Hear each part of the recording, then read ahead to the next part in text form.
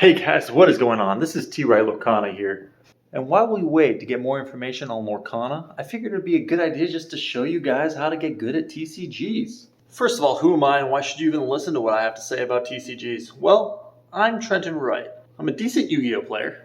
I have 2 YCS tops, tons of regional tops, and thousands of local tournament wins. The skills I learned in Yu-Gi-Oh were able to transfer over to Magic the Gathering, Hearthstone, and Pokemon TCG very easily, which let me be able to perform well in tournaments in every TCG I've ever played.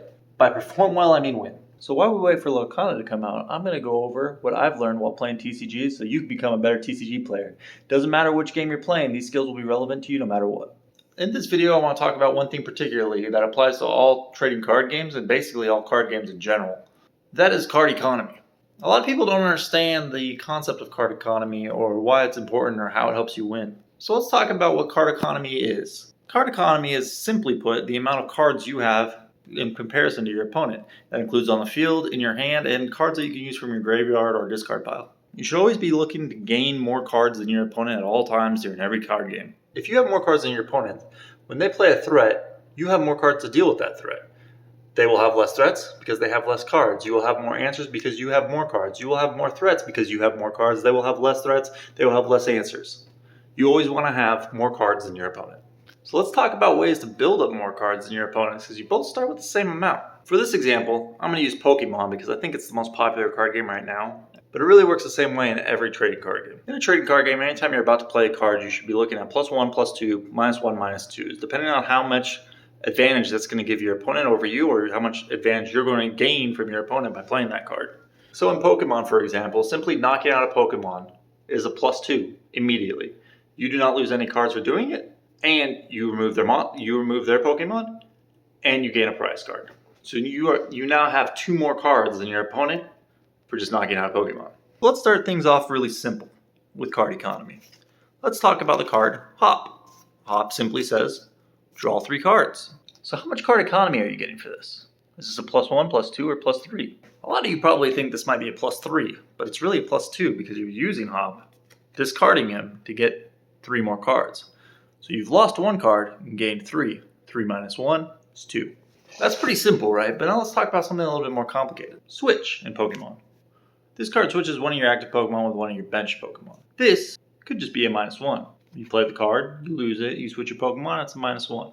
Now sometimes it's okay to take a -1. There are situations where you'd rather do this than retreat your Pokemon. A lot of times when you retreat your Pokemon, it costs 2 energy, which is a -2, when you using this would be a -1. And then if the switch stops your Pokemon from dying, that could stop your opponent from getting that +2 if your Pokemon has energy, maybe a +3. So maybe taking the -1 might be the better play. This concept is fairly simple in Pokemon, but it also gets very complicated in games like Yu-Gi-Oh! And Magic the Gathering. In Magic the Gathering and Yu-Gi-Oh! They have cards that board wipe. Essentially what they do is destroy all monsters on the field or destroy all your opponent's monsters. These cards are very powerful and could be easily a +3, +4.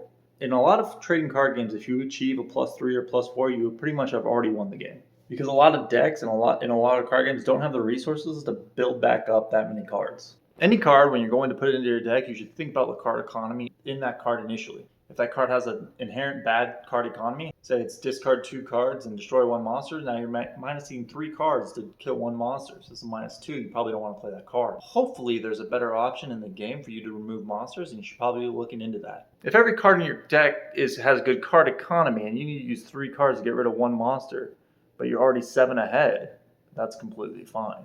Now obviously you never really want to use 3 cards to get rid of 1 card, but having a deck with good card economy will cause you not to immediately lose the game if you have to do that. So in conclusion, card economy is a very important thing in every card game. So from now on, whenever you're playing a game, think about how much card economy you're getting before you play each card. Just doing that will probably increase your win percentage by at least 10%. In my next video, I'm going to talk about building your deck, identifying weak cards and identifying strong cards, how to optimize your deck to win. So that's it for me. My name's Trenton Wright. This is T. Wright Lorcana. This channel is going to be all about Lorcana when it's released, which should be 1 year from now.